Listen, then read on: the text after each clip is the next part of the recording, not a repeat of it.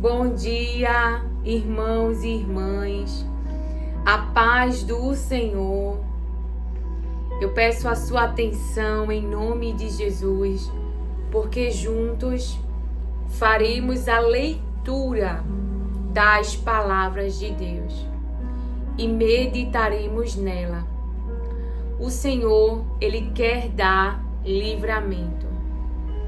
O Senhor, Ele nos avisa, nos exorta, e você vai entender essa palavra. Então, a verdade, ela nos liberta. Então, assim como Jesus falou para mim, Lilian, fala a verdade, mesmo que coloque a tua vida em risco. Mas não engane as almas com mentiras. Ou seja, quem fazia isso eram os profetas de Baal. As palavras deles eram boas, enlaçava essas pessoas psicologicamente, fazia com que essas pessoas acreditassem que Deus está com elas, mas elas não abandonavam os maus caminhos. As palavras desses profetas não trazem exortação para que essas pessoas se arrependam, abandonem os maus caminhos. E por isso que são profetas de Baal. Porque muitas vezes achamos que o bem virá quando nós estamos com uma vida que desagrada a Deus. É quando na nossa mente nos enganamos. Deus nos ama, isso é verdade. Deus nos ama, isso é verdade. Mas a palavra que o Senhor me traz hoje, e eu falarei pausadamente, porque é muito sério essa palavra. É muito sério. É nós acreditarmos que Deus nos ama, nos manter em caminhos errados e acreditar que vamos vencer o nosso inimigo. Deus deu permissão ao diabo para tocar em tudo que Jó tinha, menos na sua vida. Menos na sua vida. Menos na sua vida. Menos na sua vida. Então, é muito sério a palavra que o Senhor traz para mim e para você. É o de repente de Deus. É você enfrentar alguma situação e achar porque carrega a presença de Deus. Veja, o Espírito Santo de Deus é uma pessoa, ele é santo. É o Espírito, é a presença de Deus. Mas você pode estar escolhendo ter uma vida errada. Uma vida de idolatria, uma vida de imoralidade, uma vida de mentira, uma vida de maldade, uma vida má. E acreditar, não, eu vou enfrentar a cirurgia, Deus está comigo, porque Deus me ama. Mas lembra, a sua vida é má.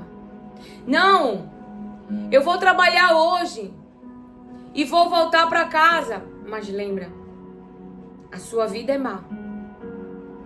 Mas Deus me ama. Eu vou ao templo. Eu faço toda a programação. Mas lembra, fora do templo, a sua vida é má. Ou até dentro do templo, servindo ao Senhor, a sua vida é má. E é nesse dia. Que dia, Lilian? 1 Samuel, capítulo 4,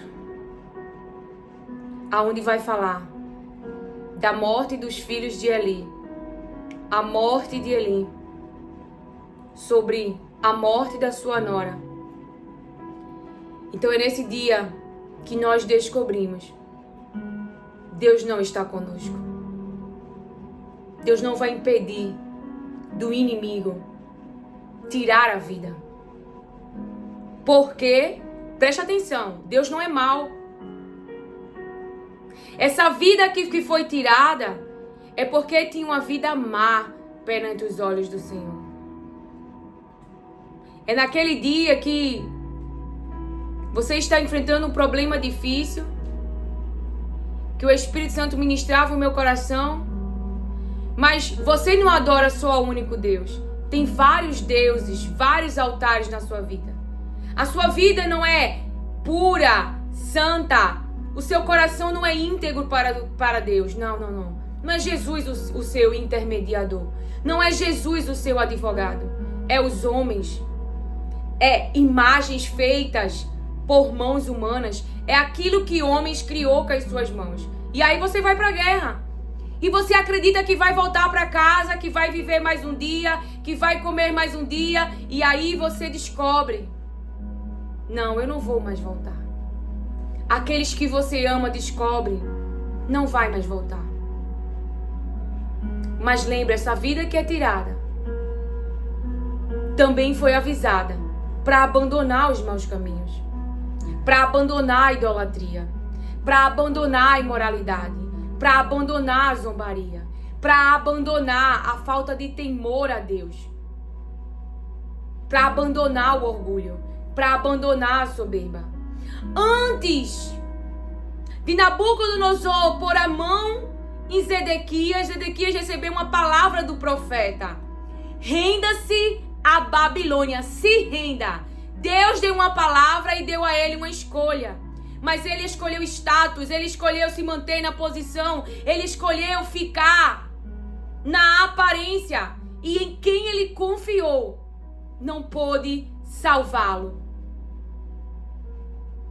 É nesse dia que você descobre que desprezou a palavra de Deus, que não obedeceu a palavra de Deus, que confiou em humanos, que confiou nos acessos e que eles te deixaram na mão e que eles te abandonaram. É nesse dia que você descobre. É nesse dia que você descobre que devia ter dado atenção à palavra de Deus. E essa palavra, vamos ler junto comigo, porque é uma palavra que realmente ela não traz uma notícia boa para quem está em um caminho mau. Para quem, assim como Ezequias, são muito parecidos os nomes, né? Ezequias, alguém que restaurou o altar, alguém que consolou o povo, alguém que se posicionou, alguém que fechou as brechas, alguém que fortaleceu os muros da cidade, alguém que se humilhou perante Deus, reconhecendo a soberania de Deus, buscando a ajuda de Deus, reconhecendo que Deus é Senhor. Então Deus o curou da sua doença. Mas Ezequias escolheu desobedecer e trouxe todo aquele mal. Não foi diferente aos filhos de Eli, Ofni e Finéias. Eles não temeram ao Senhor. Levaram inclusive a arca, trazendo para uma linguagem para eu e você entender. Deus vai comigo nessa guerra. Deus vai entrar comigo nessa situação. Deus vai salvar a minha família.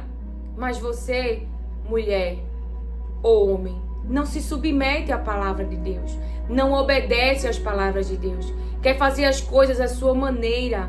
Quer fazer as coisas do seu jeito, com o coração enganoso. Ou trazendo outros ensinamentos para dentro desse casamento, para esta família, de outros ensinos. Então não se humilha debaixo da palavra. Deus me ama, mas eu vou fazer o que eu quero. Deus me ama, mas é do meu jeito. Deus me ama.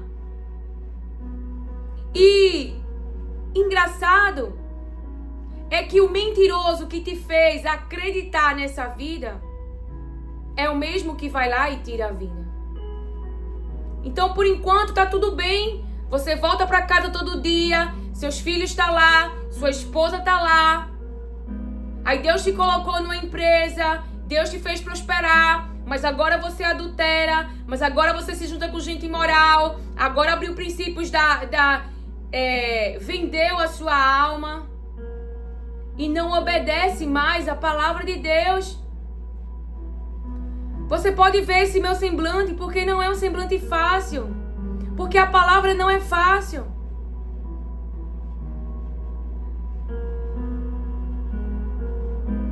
Porque o próprio Deus é que vai tirar a vida desses que perseveraram em fazer o mal. Como você pode querer que Deus te ajude, mas ir em uma cartomante, ir em outra religião, buscar socorro para a sua saúde? Então você não reconhece Deus. A menina de Jairo ia ficar morta se ele fosse buscar lá os fariseus, se ele fosse buscar lá os judeus. Mas ele foi atrás de Jesus. Ele se humilhou nos pés de Jesus. Os demônios só saíram da vida daquela filha porque uma mãe clamou nos pés de Jesus. Não foi no pé de Baal, não foi nos pés de Astarote, nem tô lembrando direito agora o nome dos deuses de antigamente que o povo adorava. Não. Foi humilhação, foi súplica, foi perseverança, foi bater na porta, foi a Jesus. Tem que bater na porta certa. Quando algo que queremos é impossível.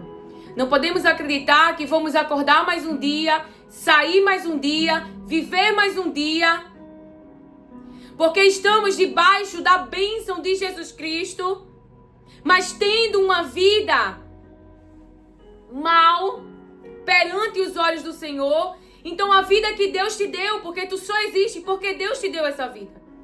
Então agora Deus toma, porque tem uma vida mal, uma vida que prejudica pessoas, uma vida que faz mal a pessoas, uma vida de prostituição, uma vida onde tem uma vida com a identidade distorcida, e não por falta de aviso, não por falta de tempo, mas porque escolheu perseverar no erro, perseverar na maldade, perseverar com a vida errada. Mesmo tendo de Deus uma palavra, convertam-se, se convertam, voltem o seu coração para o Senhor, arrependam-se e abandonem os maus caminhos. Então esta palavra, leia comigo. Nessa época, os israelitas saíram à guerra contra os filisteus. Saíram à guerra contra os filisteus. Lutar para salvar sua família, lutar para salvar sua saúde, lutar por algo importante, mas com uma vida errada, não com uma vida reconciliada, não com uma vida de integridade perante os olhos do Senhor, como Ezequias, mas uma vida desobediente como Zedequias. Então um ganhou mais anos de vida e o outro viu seus filhos morrerem, perdeu a sua visão, ficou encarcerado. Então, naquela época, os israelitas saíram à guerra contra os filisteus.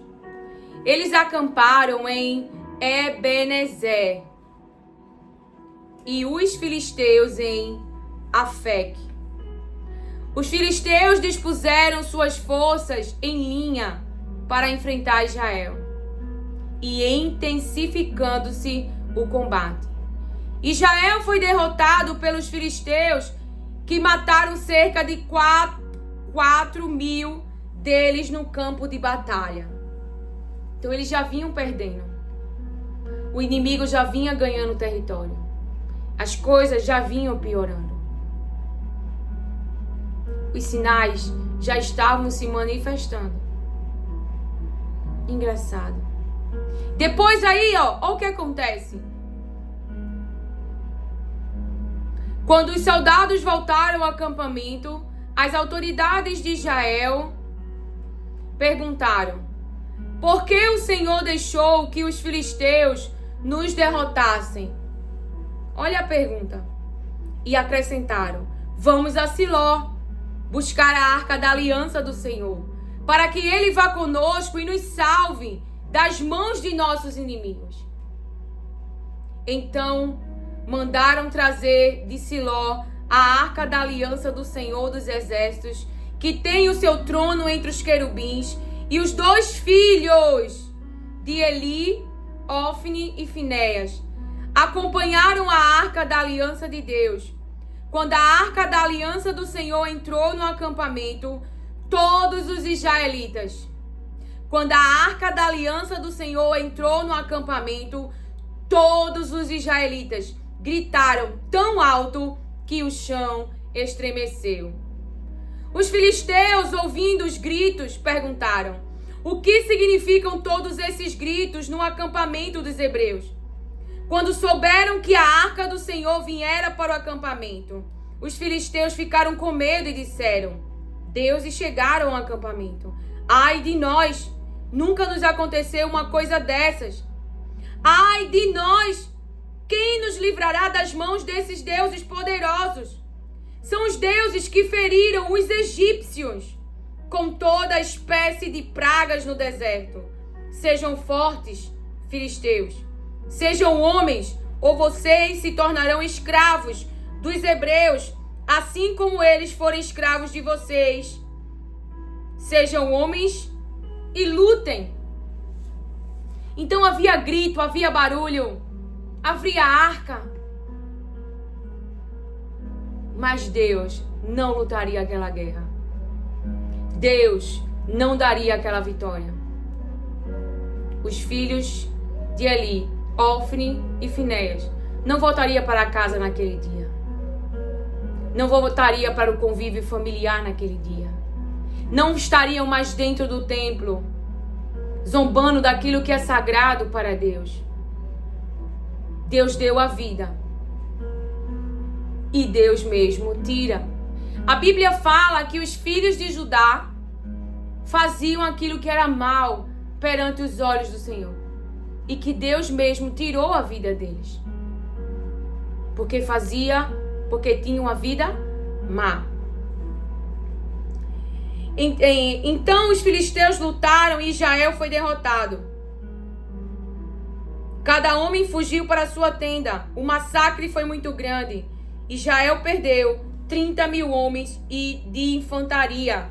A arca de Deus foi tomada e os 2 filhos de Eli, Ofni e Finéias, morreram. Naquele dia, os gritos, a alegria diante da arca do Senhor. A palavra de Deus diz: quando a arca da aliança do Senhor entrou no acampamento, todos os israelitas gritaram tão alto que o chão estremeceu. É um engano nosso imaginar que ter uma vida não alinhada com a vontade de Deus, em obediência a Deus, mas zombando do sangue de Jesus Cristo, que perdoou os teus pecados, que te capacita a viver uma vida que agrada ao coração de Deus.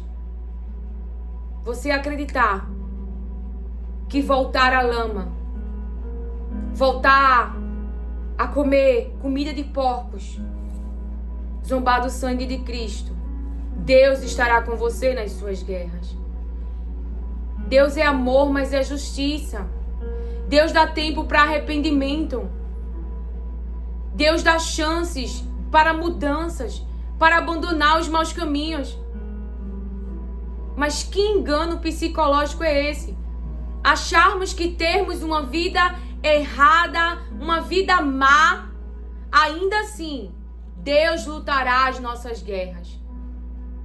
e que Ele não vai agir e que Ele não vai trazer a desgraça, a destruição. Então a palavra de Deus diz: naquele mesmo dia, um benjamita correu da linha de batalha até Siló, com as roupas rasgadas e terra na cabeça. Quando ele chegou, Eli estava sentado em sua cadeira, ao lado da estrada. Estava preocupado, pois em seu coração temia pela arca de Deus. O homem entrou na cidade, contou o que havia acontecido e a cidade começou a gritar. Eli ouviu os gritos e perguntou: o que significa esse tumulto? A cidade começou a gritar. A mensagem chegou, aí começou o tumulto, o lamento, diante daquelas más notícias. Porque veja, o massacre foi muito grande. Quantos homens morreram naquela luta, naquela guerra, naquela peleja? Quantas mulheres nesses dias, quantos pais, quantos filhos ouviram que seus pais não voltaram mais para casa, que foram destruídos, que Deus tirou a sua vida, que Deus não os salvou, que Deus não os protegeu. Estavam protegidos até aquele momento, mas naquele dia eles não voltaram para casa. A arca da aliança estava lá no acampamento, mas Deus não lutaria aquela guerra. A derrota era certa. A notícia má era inevitável. A desgraça estava iminente, e não por falta de aviso de Deus. Vamos deixar isso bem claro. Tem pessoas que não conhecem a Deus e acham que Deus é uma pessoa má. E eu aprendi que Ele não é. Ele é a pessoa mais misericordiosa, mais bondosa, mais amável, mais cuidadoso que eu já conheci. Ele é um pai de verdade.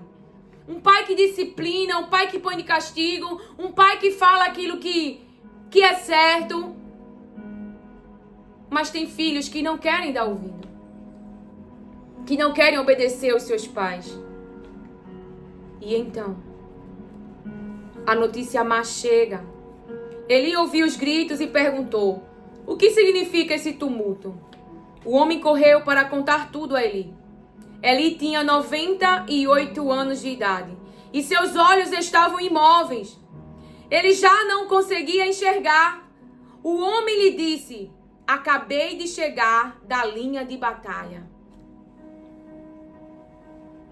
Fugi de lá hoje mesmo.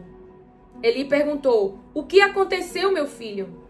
O mensageiro respondeu: Israel fugiu dos filisteus e houve uma grande matança entre os soldados. Também os seus 2 filhos, Ofni e Finéias, estão mortos e a arca de Deus foi tomada. Quando ele mencionou a arca de Deus, ele caiu da cadeira para trás, ao lado do portão, quebrou o pescoço e morreu, pois era velho e pesado. Ele liderou Israel durante 40 anos. Sua nora, a mulher de Finéias, estava grávida e perto de dar à luz.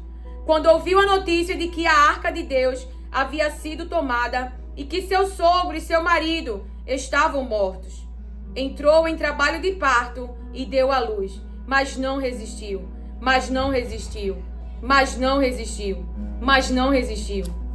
A sua nora não resistiu. Deu à luz, mas não resistiu às dores de parto. Enquanto morria, as mulheres que a ajudavam disseram: não se desespere, você teve um menino. Mas ela não respondeu, nem deu atenção. Ela deu ao menino o nome de Icabode e disse: a glória se foi de Israel, porque a arca foi tomada, e por causa da morte do sogro e do marido. E ainda acrescentou: a glória se foi de Israel, pois a arca de Deus foi tomada. Então ela não resistiu. Sua nora, a mulher de Finéias, estava grávida e perto de dar à luz. Quando ouviu a notícia de que a arca de Deus havia sido tomada, e que seu sogro e seu marido estavam mortos, entrou em trabalho de parto e deu à luz, mas não resistiu às dores do parto. Não resistiu às dores do parto. Enquanto morria, as mulheres que ajudavam disseram: não se desespere, você teve um menino. Mas ela não respondeu, nem deu atenção.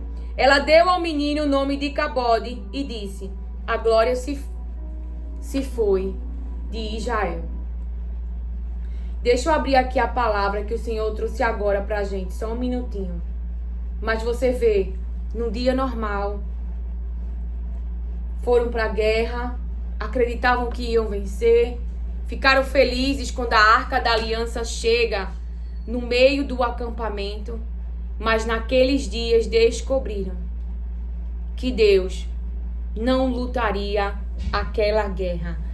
E quantas notícias de desgraça chegou, quantas pessoas chorando em um único dia. Então,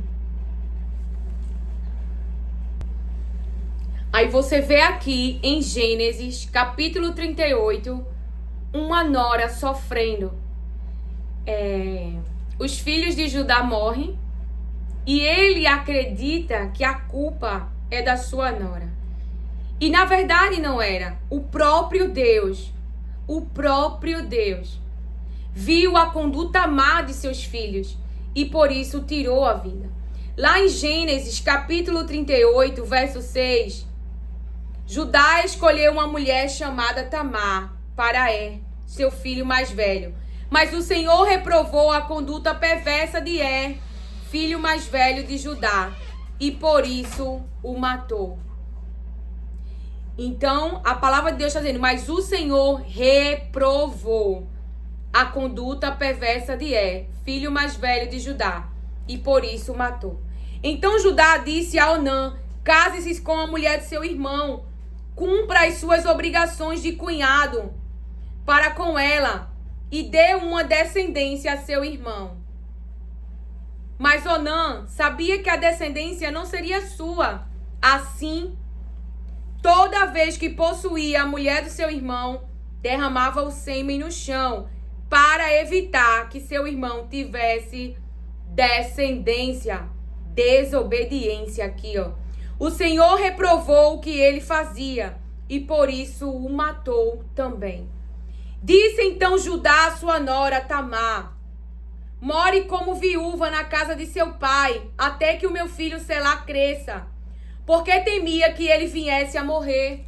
Então, Judá temia que o seu filho viesse a morrer. Como os seus irmãos, assim Tamar foi morar na casa do seu pai. Tempos depois, morreu a mulher de Judá, filha de Suá. Passado o luto, Judá foi ver os tosquiadores do seu rebanho em Timna, com seu amigo Ira, o Adulamita. Qual foi dito a Tamar: seu sogro está a caminho de Timna para tosquiar suas ovelhas. Ela trocou suas roupas de viúva, cobriu-se com um véu para se disfarçar e foi sentar-se à entrada de Enaim, que fica no caminho de Timna. Ela fez isso porque viu que, embora Selá já fosse crescido, ela não lhe tinha sido dada em casamento. Quando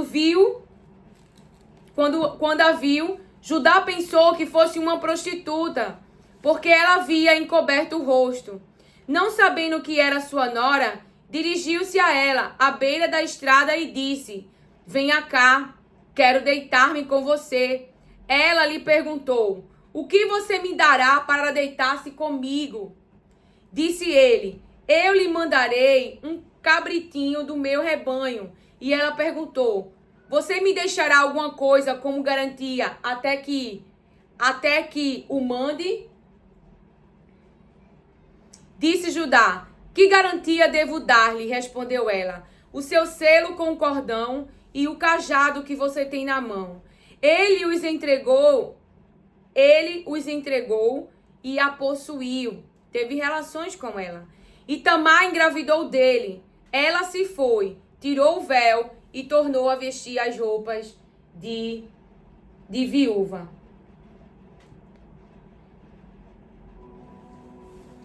A roupa de viúva. Judá mandou o cabritinho por meio de seu amigo Adulamita, a fim de reaver da mulher a sua garantia. Mas ele não a encontrou. E perguntou aos homens do lugar: onde está a prostituta cultual que costuma ficar à beira do caminho de Enaim? Eles responderam: aqui não há nenhuma prostituta cultual. Assim ele voltou a Judá e disse: não a encontrei. Além disso, os homens do lugar disseram que lá não há nenhuma prostituta cultual. Disse Judá: fique ela com o que lhe dei. Não quero que nos tornemos objeto de zombaria. Afinal de contas, mandei a ela este cabritinho, mas você não a encontrou. Cerca de 3 meses mais tarde, disseram a Judá: sua nora Tamar prostituiu-se e na sua prostituição ficou grávida. Disse Judá: tragam-na para fora e queime-na viva. Quando ela estava sendo levada para fora, mandou o seguinte recado ao sogro: estou grávida do homem que é dono dessas coisas. E acrescentou: veja se o Senhor reconhece a quem pertence este selo, este cordão e este cajado. Judá os reconheceu e disse: ela é mais justa do que eu, pois eu deveria tê-la entregue a meu filho Selá. E não voltou a ter relações com ela. Quando lhe chegou a época de dar à luz, havia gêmeos em seu ventre. Enquanto ela dava à luz, um deles pôs a mão para fora. Então a parteira pegou um fio vermelho e amarrou o pulso do menino, dizendo: este saiu primeiro. Mas quando ele recolheu a mão, seu irmão saiu, e ela disse: então você conseguiu uma brecha para sair. E deu-lhe o nome de Pérez. Depois saiu seu irmão, que estava com fio vermelho no pulso, e foi-lhe dado o nome de Zerá. Então ele reconhece, ela é mais justa do que eu, pois deveria tê-la entregue a meu filho Selá. Toda aquela desgraça que estava vindo com os filhos de Judá era por culpa dos seus próprios comportamentos, da vida que eles escolheram ter. E Deus é tão lindo que ela dá vida a gêmeos. Deus tirou 2 vidas e Deus deu 2 vidas. Deus tirou 2 vidas e Deus deu 2 vidas. Aqui não fala da sua maldade, da maldade de fala da prática de Onã, de não cumprir a palavra do pai, de escolher desobedecer, de fazer as coisas à sua vontade, de fazer as coisas do seu jeito, de não dar a Tamar o que lhe é de direito. Então veja, eles morreram por causa das suas maldades. Não era por causa de Tamar. E Judá reconheceu isso, que ela era justa e que ele não cumpriu a sua palavra. Ela não era culpada das mortes dos seus filhos. Seus filhos escolheram os maus caminhos. Seus filhos escolheram de verdade o caminho errado, uma maneira de viver errada, para você entender. Uma maneira de viver errada. Então Deus tirou 2 vidas, mas Deus também deu 2 vidas.